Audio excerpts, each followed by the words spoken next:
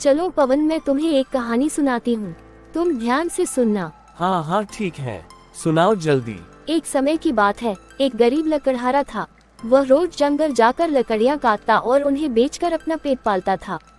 एक दिन वह लकड़ी काट रहा था, तभी उसकी कुल्हाड़ी अचानक नदी में गिर गई।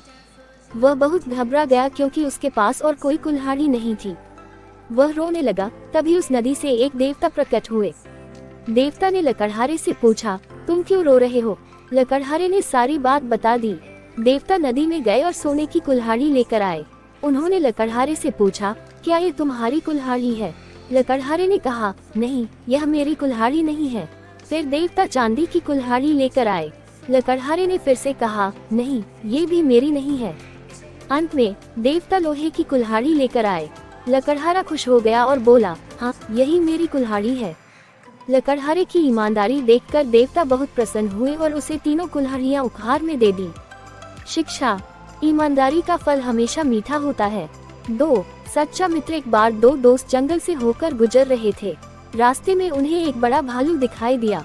दोनों दोस्त डर गए। उनमें से एक, जो पेड़ पर चढ़ना जानता था, तुरंत पेड़ पर चढ़ गया और खुद को बचा लिया।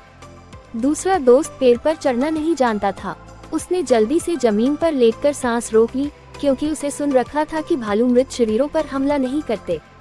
भालू ने आकर उसे सूंघा और बिना नुकसान पहुंचाए चला गया। जब भालू चला गया तो पेड़ पर चढ़ा हुआ दोस्त नीचे उतरा और हंसते हुए बोला, भालू तुम्हारे कान में क्या कह रहा था? दूसरे दोस्त ने गंभीर होकर कहा, भालू ने कहा कि सच्चे दोस्त मुसीबत में साथ नहीं छोड़ते। हाँ, ये कहानी हमें क्या सिखाती है मीरा? ये कहानी हमें ये सिखाती है कि सच्चा मित्र वही है जो मुश्किल वक्त में साथ खड़ा हो। बिल्कुल सही कहा तुमने। अगर ऐसा मित्र हो तो जिंदगी कितनी अच्छी लगेगी ना।